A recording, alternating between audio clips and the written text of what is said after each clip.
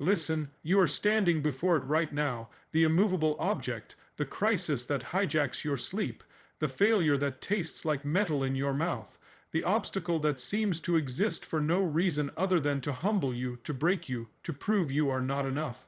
You have named it in the private theater of your mind, the problem with a capital P, the antagonist of your story, the weight on your chest, the thing you must solve, endure, or outrun. What if you are reading the map upside down? What if that weight is not an anchor but an engine? What if that antagonist is not your enemy but your most demanding mentor? What if the very thing you are begging the universe to remove is the precise custom, forged key to a door you didn't even know existed? This is not optimism. This is not naive positivity. This is strategic, ruthless alchemy. It is the fundamental recognition that the universe operates not on chaos, but on curriculum. Your biggest problems are not random punishments. They are personalized invitations, coded urgent and non-negotiable, to evolve into a person capable of handling the life you claim to desire. They are not detours on your path. They are the path. The obstacle is not in the way. The obstacle is the way. We must begin by dismantling the central lie of modern existence, the pursuit of a problem-free life. This lie is sold to us in every advertisement, every curated social media feed, every whispered promise of easy success.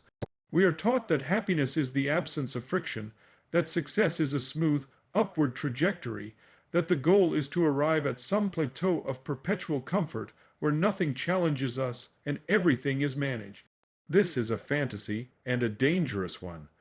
It is a fantasy because it is biologically, psychologically, and spiritually impossible. A life without resistance is a life without strength. A mind without challenge atrophies. A spirit without trials remains untested and therefore unrealized. The pursuit of this fiction makes us weak. It trains us to see every problem as a system error, a glitch in the matrix of the easy life we were promised. We become complainers, victims, escape artists. But the masters, the creators, the truly powerful, they operate on a different frequency. They understand a secret. Problems are not only inevitable, they are essential. They are the raw material of greatness. The quality of your life is not determined by the absence of problems, but by the quality of the problems you are willing to engage with. Are you solving the problem of which Netflix series to binge? Or are you solving the problem of building something that matters? Are you wrestling with the problem of other people's opinions? Or are you wrestling with the problem of turning your vision into reality? The size of your problem often indicates the size of your potential. Your current biggest problem is a measurement. It is a ruler held up against your present capabilities, showing you the gap between who you are and who you need to become. The pain you feel is the friction of that growth. So the first alchemical shift is this: stop praying for an easier life. Pray instead for greater capacity. Stop asking for the mountain to be moved. Ask for the strength to climb it, the wisdom to navigate its passes, and the vision to plant a flag on its peak that others can see for miles. Let us dissect the dragon. Why does your specific problem feel so uniquely paralyzing? Because it is not random. It is exquisitely targeted. It attacks at the precise intersection of your deepest insecurity and your greatest potential. It is a master diagnostician, pointing unerringly to the weak foundation you have been decorating over. That financial crisis, it is not merely about money. It is exposing your relationship with scarcity, your avoidance of financial literacy, your lack of value creation in the marketplace. It is asking you, forcefully, to become someone who understands the flow of energy in the world. That relationship breakdown, it is not just about heartbreak. It is revealing your unspoken contracts, your poor communication, your buried expectations, your tolerance for disrespect. It is demanding you develop emotional courage, clear boundaries, and the capacity for vulnerable connection. That health scare, it is a brutal alarm clock, shaking you out of the trance of neglecting the temple that carries your consciousness. It is commanding you to become the steward of your own physical vessel. The problem is a truth teller. It will not let you lie to yourself any longer. It strips away the narratives, the excuses, the fine we tell everyone, including ourselves. It forces authenticity by crisis. This is not cruelty, it is the ultimate form of respect. The universe is treating you like a serious participant, not a casual tourist. It is handing you the exact lesson you need, in the form you are most likely to pay attention to pain. Within the heart of every crisis lies a dormant power, the power of forced focus. In ordinary times, your attention is a cheap commodity, auctioned off to the highest bidding distraction. You scatter your energy across a dozen trivial pursuits, minor irritations, and digital ghosts. Then the real problem arrives, the true fire, and in an instant the fog burns away. All that is irrelevant evaporates. You are left with a piercing, almost supernatural clarity. You know exactly what matters. You know exactly what you must do next. Your survival instinct and your creative intelligence, normally at odds, fuse into a single laser beam of purpose. You become efficient in a way you never could through voluntary discipline alone. The problem has done you the immense favor of annihilating your options. There is only one path forward, through, and in that narrowing, you find a paradoxical expansion of your capabilities. You stop debating. You start deciding. You stop preparing. You start acting. This is the gift of the burning platform. It removes the luxury of hesitation. This leads us to the most potent opportunity hidden inside the problem, the demand for resourcefulness. When the well-paved path ends at the edge of a cliff, you are forced into the wilderness. And in the wilderness, you discover resources within yourself that you never cataloged in the comfort of the city. You learn to navigate by stars you never noticed. You learn to build shelter with materials you once considered useless. You learn to trust your intuition because the maps have failed. The solution you need does not exist in your old toolbox. The problem, therefore, forces you to invent a new tool. It compels you to learn a new skill, to forge a new neural pathway, to see a new connection. That skill, born not from casual interest but from dire necessity, becomes a permanent part of your arsenal. It makes you more adaptable, more valuable, and more confident forever.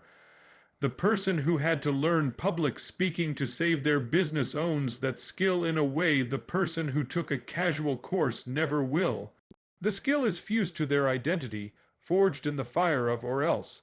This is problem-driven education, and it is the most powerful form of learning on earth. You are not accumulating information. You are downloading survival code. Ultimately, the deepest alchemy occurs at the level of identity. You do not decide who you are in the quiet meditation room. You decide who you are at the edge of your limits, when the wind is howling and the bridge is out.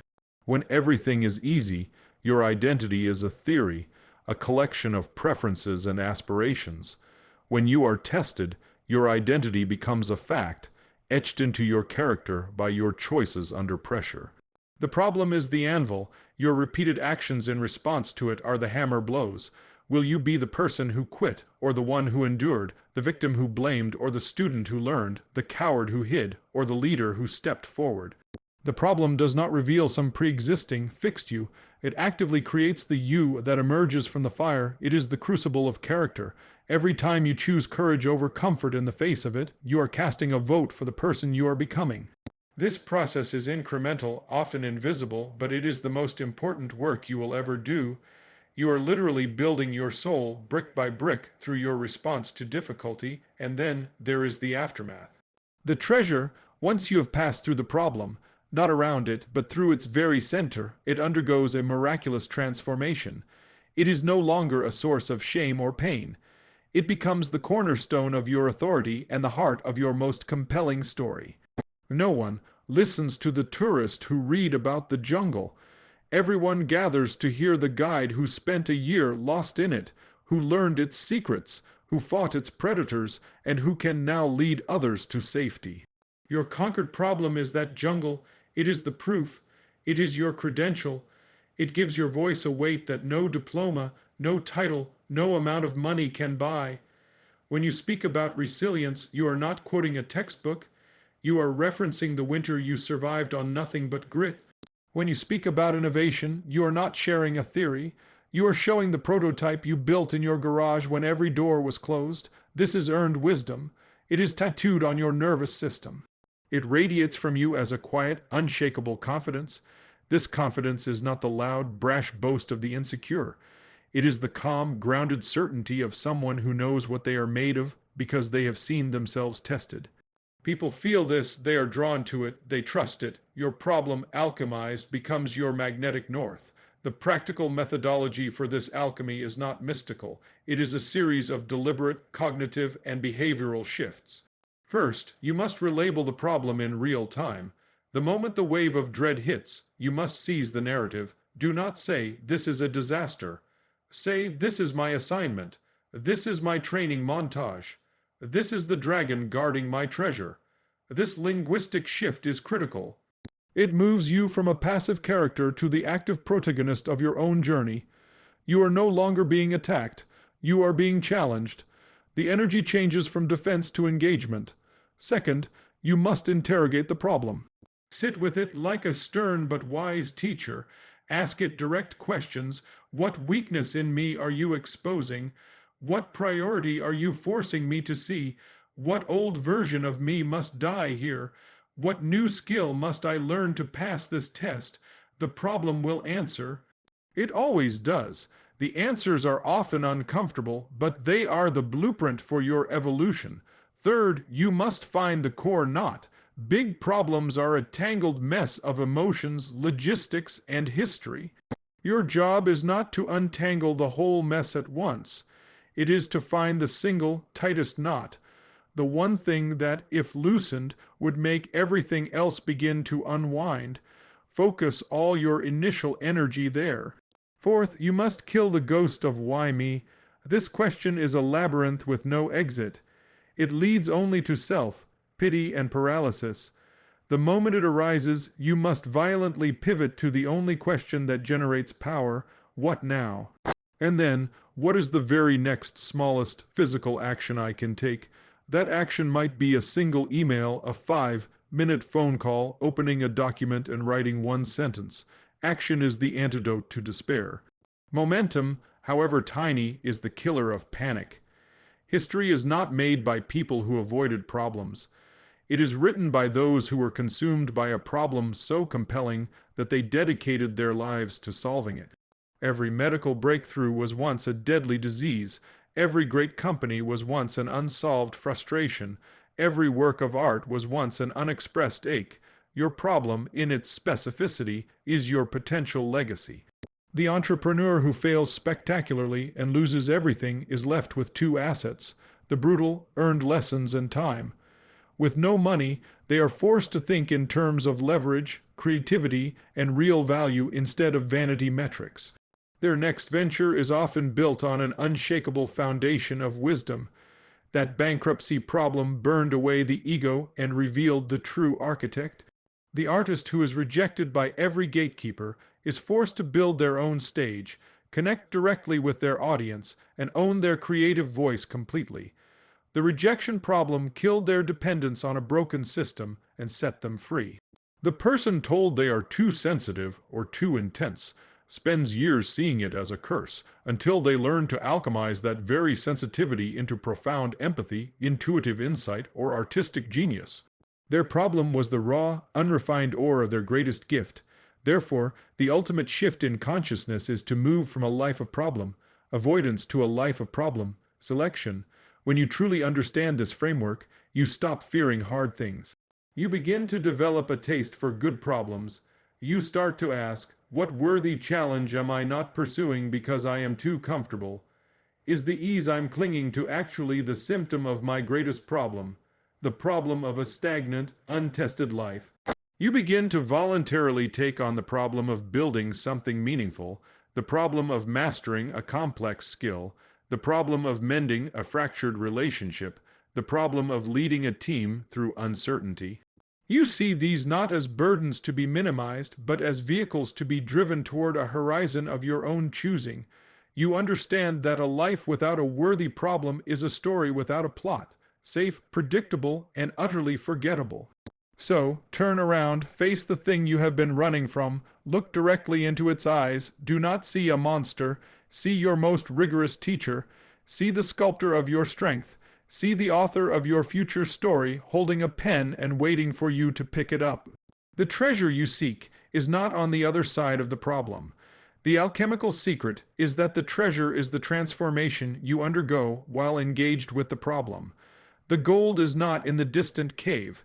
The gold is the new, refined version of you that emerges from the fire of the struggle. Your biggest problem is therefore a compass, a map, and the fuel for the journey all in one. It is pointing to your frontier. It is showing you the terrain of your own evolution. To hate it is to hate your own potential. To run from it is to run from your destiny. The call is coming from inside the house. The door is locked from the inside, and the key is in your hand, shaped exactly like the problem you refuse to welcome. The moment you stop seeing it as a curse and start treating it as a kind of brutal, divine curriculum, everything changes. The weight becomes lift. The wall becomes a ladder. The ending becomes a beginning. This is the final, irrevocable shift, when you realize that your greatest opportunity was always disguised as your biggest problem, waiting for you to be brave enough and smart enough to recognize it for what it truly is, the gift that forces you to become who you were meant to be all along.